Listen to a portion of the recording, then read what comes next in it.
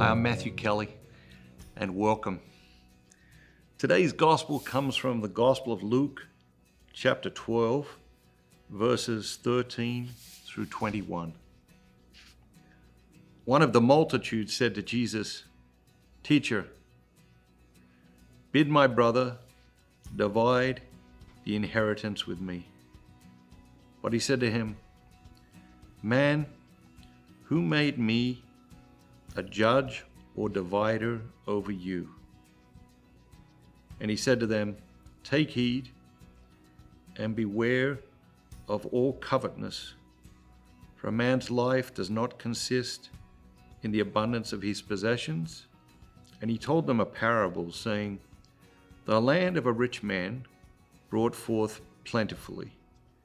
And he thought to himself, 'What shall I do? For I have nowhere to store my crops.' And he said, 'I will do this. I will pull down my barns and build larger ones, and there I will store all my grain and my goods. And I will say to my soul, you have ample goods laid up for many years. Take your ease, eat, drink, and be merry.'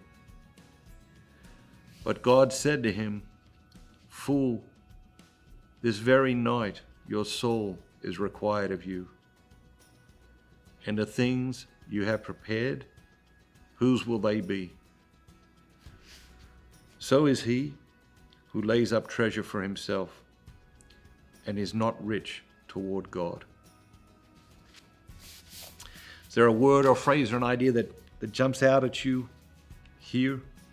Jesus is approached. And, some guy has said, "Jesus, help me out here. Tell my brother to divide the inheritance with me." And Jesus is clear. He's like, "Well, this isn't my role. This isn't my mission." And how easily we get sucked into things, right? But Jesus has these boundaries. And he's like, "Nope, that's not why I came. That's not what I'm here for. That's not why the Father sent me." We hear these things over and over through the Gospels, and they are a very clear example of boundaries, of Jesus saying, no. And again, I return to the idea how easily we get sucked into things, how easily we get pulled into things that have nothing to do with us or isn't part of what we're called to do, but it's so easy to get drawn into things. And today we see Jesus just setting another boundary and then turns around and begins to teach again immediately. So what do we see? We see the contrast between him being asked to do something that is not his mission and him very quickly re-engaging back in his mission. And I think that's powerful. I think that's very inspiring. And then the teaching, I think it's two lines I draw attention to. Beware of all covetousness. So we go back to the garden, right? We've talked about it in the past, the idea that Adam and Eve, they're in the garden, there's the tree, there's the fruit, and does the woman take the fruit from the tree? Yes, but before that she looks at it. She looks at the fruit, and the scripture tells us she looked at the fruit and she saw that it was pleasing to the eye and desirable for gaining wisdom. She looked at the fruit. We see and then we covet. Okay? We see and then we covet. And Jesus here is saying, beware of all covetousness. Beware of anything that you covet. And so, by extension, he is saying, beware of what you look at.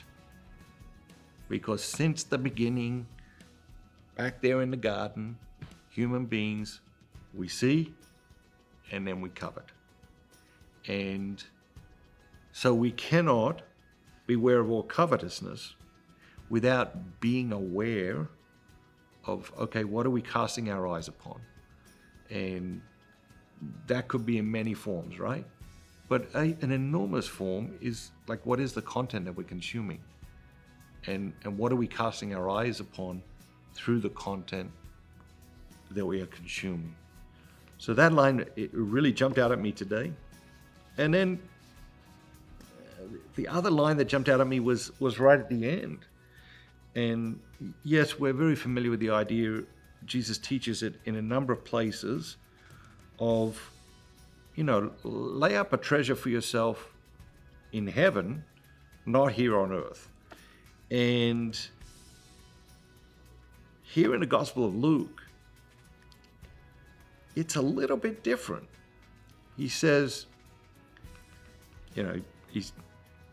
God says to the person, well, you're a fool because, this very night your soul is required of you. But then he goes on to say, so is he who lays up treasure for himself and is not rich toward God.